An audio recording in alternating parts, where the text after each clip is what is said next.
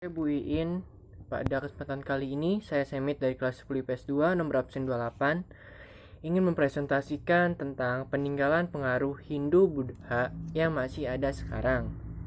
Yang pertama itu bahasa dan tulisan.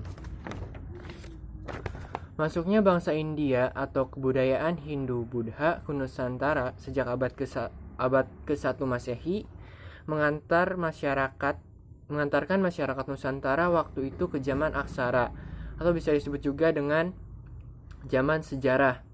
Zaman sejarah ini bisa disebut juga dengan zaman yang sudah mengenal tulisan. Budaya tulis ini menggunakan bahasa Sanskerta dengan menggunakan huruf Pallawa, yaitu sejenis tulisan yang ditemukan juga di wilayah India bagian selatan. Berikut bukti dikenalnya tulisan di Nusantara, yaitu bukti pertama ada prasasti.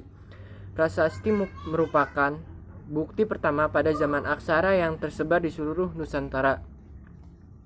Prasasti sendiri berasal dari bahasa Sanskerta yang berarti pujian. Merupakan dokumen yang ditulis pada batu atau barang keras yang bersifat tahan lama. Yang dimana prasasti ini sendiri berisi tentang informasi sejarah, peringatan atau catatan tentang sebuah peristiwa yang pernah terjadi di Nusantara pada masa lalu yang masih ada hingga sekarang ini. Bukti yang kedua itu ada kitab. Kitab merupakan contoh bukti kedua dari peninggalan pengaruh Hindu-Buddha yang masih ada hingga sekarang. Dalam perkembangannya, pengenalan bahasa dan tulisan memungkinkan pujangga Nusantara menghasilkan karya-karya sastra berupa kitab. Kitab merupakan kumpulan kisah catatan atau laporan tentang suatu peristiwa yang terjadi pada masa lampau. Kadang di dalamnya terdapat juga mitos yang terjadi pada masa Hindu-Buddha. Bukti yang terakhir saat Nusantara mengenal tulisan yaitu manuskrip. Manuskrip merupakan contoh yang terakhir dari merupakan bukti yang terakhir dari peninggalan pengaruh Hindu-Buddha di Nusantara ini yang masih ada hingga sekarang. Manuskrip sendiri merupakan bentuk peninggalan berupa sebuah naskah tulisan tangan yang berisi tentang berbagai hal seperti cerita kepahlawanan, hukum, upacara, keagamaan, silsilah, syair, mantra sihir, dan resep obat-obatan. Yang kedua yaitu politik dan sistem pemerintahan. Contoh yang kedua dari peninggalan pengaruh Hindu-Buddha yang masih ada sekarang, yang dimana sebelum masuknya pengaruh Hindu-Buddha ke Nusantara, sistem pemerintahan yang dianut Indonesia adalah sistem pemerintahan desa yang dipimpin seorang kepala suku dan dipilih berdasarkan kekuatan, pengetahuan dasar atas hukum alam, dan kelebihan yang dimiliki oleh kepala desa tersebut. Salah satu pengaruh Hindu-Buddha di bidang politik munculnya dewa raja. Konsepnya adalah seorang raja diyakini sebagai titisan atau reinkarnasi dewa. Dewa yang reinkarnasi dari Dewa Siwa ataupun Dewa Wisnu. Yang ketiga yaitu ekonomi dan sistem pencaharian hidup. Sistem mata pencaharian hidup. Contoh ketiga peninggalan pengaruh Hindu-Buddha yang masih ada hingga sekarang yaitu ekonomi dan sistem mata pencaharian hidup sistem mata pencaharian hidup pada zaman sejarah yang dimana pengaruhnya tidak begitu besar dikarenakan sejak zaman praaksara atau bisa disebut juga dengan zaman yang sebelum mengenal tulisan, penduduk Nusantara sudah mengenal tradisi agraris, perdagangan, dan pelayaran. Menurut M.D. J. Pusponegoro dan Nugroho Noto Susanto mencatat pada zaman prasejarah penduduk Indonesia adalah pelayar-pelayar yang sanggup mengarungi lautan lepas. Lautan bukanlah penghalang bagi pelayar-pelayar pada masa sejarah waktu itu, melainkan sebagai penghubung. Hubungan antara pulau sangat mudah dibandingkan dengan daerah pendalaman. Maksudnya dari sini yaitu pada zaman dulu itu sistem penjualannya itu melewati jalur perdagangan, melewati jalur laut. Terus setelah zaman sejarah tiba, digantilah jalur sutra.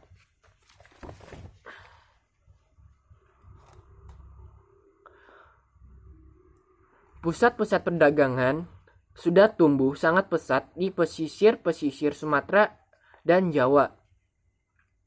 Menurut hasil penelitian F. Hager, adanya benda-benda peninggalan bersejarah seperti nekara yang di berbagai tempat di Indonesia menunjukkan adanya hubungan antara Kepulauan Nusantara dengan berbagai daerah di Asia Tenggara. Kedatangan India memperkuat tradisi agraris, misalnya dengan mengenalkan teknologi sistem irigasi, yang dimana irigasi ini digunakan untuk mengairi sawah, serta semakin meramaikan aktivitas perdagangan dan pelayaran pada masa sejarah dan hingga saat ini. Yang keempat, yaitu ada agama dan sosial agamanya. Contoh keempat, peninggalan pengaruh Hindu-Buddha yang masih ada hingga sekarang, yang dimana sebelum pengaruh Hindu-Buddha masuk ke bangsa Indonesia yang telah mengenal sistem kepercayaan animisme, totemisme, protomisme, dan dinamisme, serta sejumlah kegiatan upacara yang terkait pemujaan terhadap roh nenek moyang. Masuknya pengaruh agama Hindu-Buddha membuat masyarakat Indonesia mengenal dewa-dewi. Setiap dewa-dewinya memiliki tempat dan perannya yang khas. Untuk dewa-dewi agama Hindu sendiri yaitu ada Dewa Agni, Dewa Api, ada Dewi Parvati yaitu Dewi Bumi, ada Dewa Indra, Dewa Perang, terus ada Dewa Chandra yaitu bulan, dan ada Dewa Surya. Tapi untuk agama Hindu ini merupakan sistem kepercayaan monoteisme yang dimana agama Hindu ini mempercayai satu Tuhan yang hanya bisa dihormati, yaitu Trimurti, yang terdiri dari Dewa Siwa, Wisnu, dan Siwa. Yang Trimurti ini terdiri dari Dewa Brahmana, Dewa Wisnu, dan Dewa Siwa. Yang dimana Trimurti ini bisa disebut juga dengan Dewa utama yang dihormati oleh agama Hindu ini sendiri. Peran dari Dewa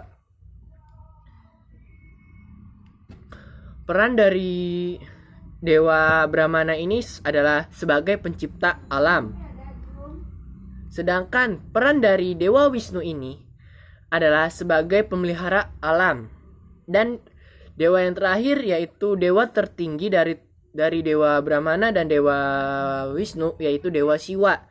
Yang dimana peran Dewa Siwa ini sebagai perusak alam yang bertujuan untuk menseimbangkan alam yang ada di dunia ini. Dalam kehidupan sosial, pengaruh kebudayaan Hindu-Buddha yang nyata adalah dikenalnya sistem pelapisan sosial di dalam masyarakat yang disebut sistem kasta. Sistem kasta ini terdiri dari 5 kasta, yaitu ada kasta Brahmana yang dimana terdiri dari para ulama dan ahli agama. Yang kedua ada kasta kesatria. Yang kasta kesatria ini berisi orang-orang yang dari kerajaan seperti prajurit, raja, dan lain sebagainya. Yang ketiga ada kaum kasta waisa. Kaum kasta waisa ini adalah kaum pedagang yang ada di agama Hindu ini. Dan yang ketiga ada yang ketiga ada kasta waisa. Kasta waisa sendiri ini berisi yang diisikan oleh para kaum pedagang. Yang keempat ada kaum sudra. Nah, kaum sudra sendiri ini itu merupakan orang biasa seperti petani, buruh, dan lain sebagainya. Yang terakhir ini yang tidak dianggap di agama Hindu yaitu kasta paria. Paria sendiri ini seperti orang kecil, miskin, dan tersingkir.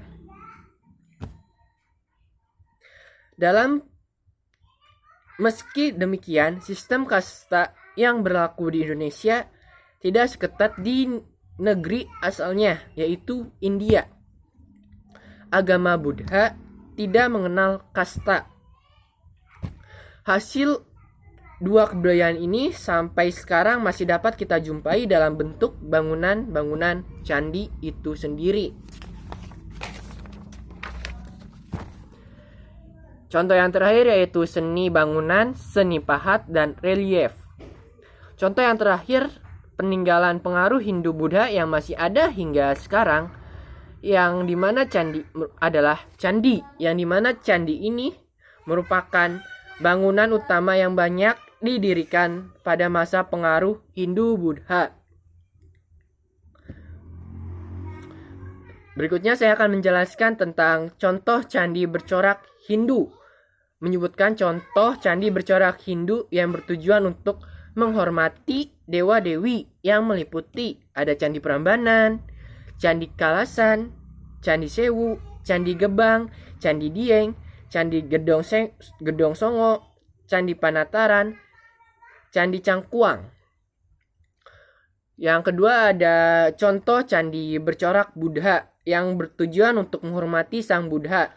Meliputi ada Candi Borobudur, Candi Sewu, Candi Sari, Candi Palosan, Candi Plaosan, Candi Banyunimbo, Candi Sumberawan, dan Candi Muara Takus atau bisa disebut juga Candi Muara Tikus.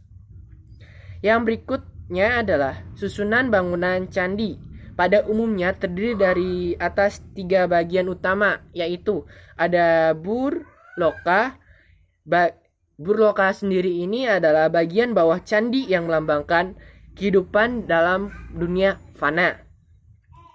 Yang kedua ada Burfaloka, bagian candi yang melambangkan tahap pembersihan dan pemurnian jiwa. Yang terakhir ada Savarloka, yang melambangkan tempat para dewa atau jiwa yang telah disucikan. Meski struktur bangunan semua candi sama, masih terdapat perbedaan antara bentuk candi di Jawa Tengah dan Jawa Timur. Ciri-ciri candinya adalah berbentuk lebih ramping, puncak candi berbentuk kubus, dan di atas gawang pintu terdapat hiasan kala atau wujud kepala raksasa yang berbentuk lebih sederhana dari kala Makara. Bahan utama terbuat dari batu bata dan umumnya menghadap ke barat.